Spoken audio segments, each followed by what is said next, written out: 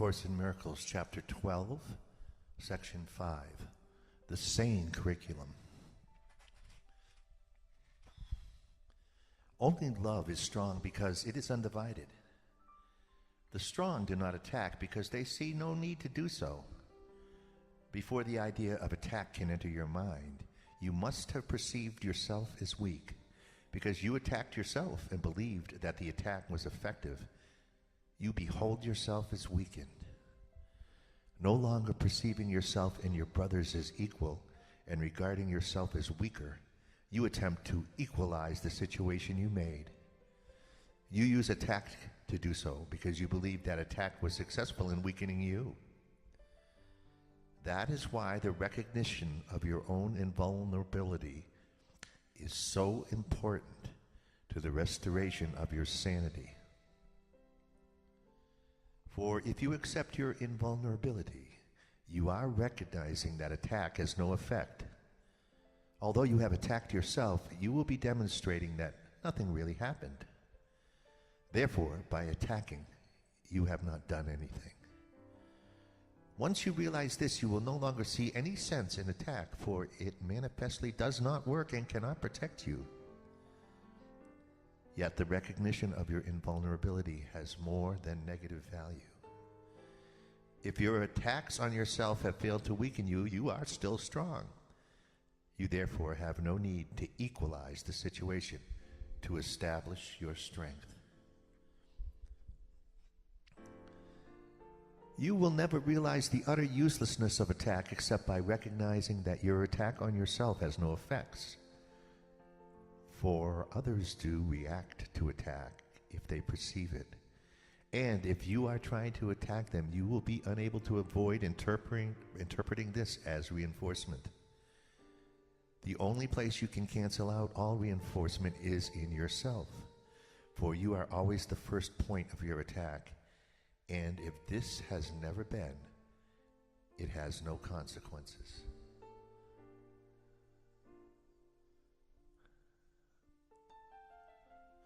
The Holy Spirit's love is your strength, for yours is divided and therefore not real.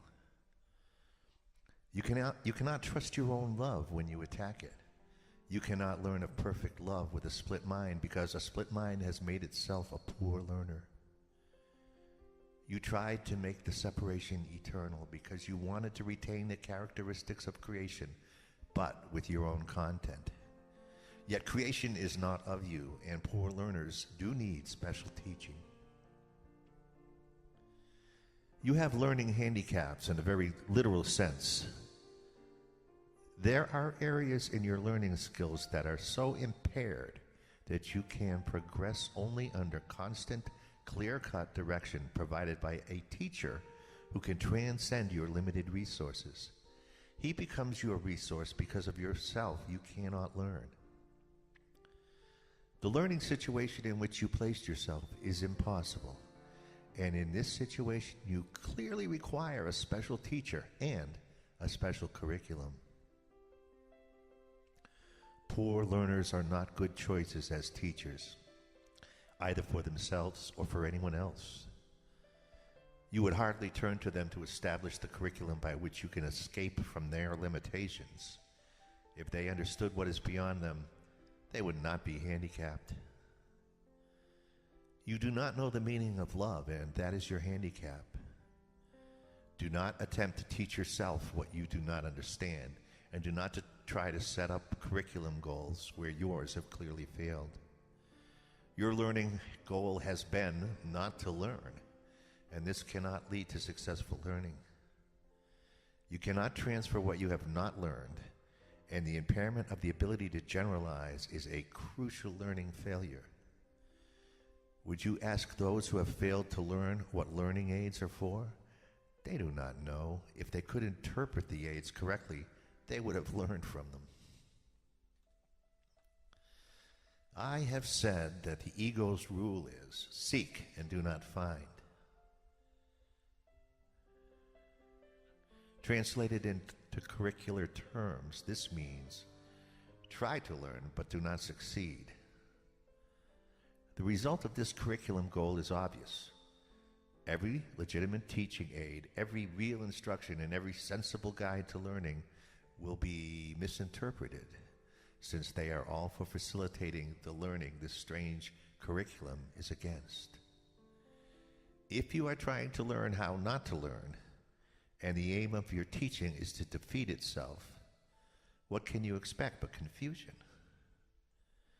Such a curriculum does not make sense.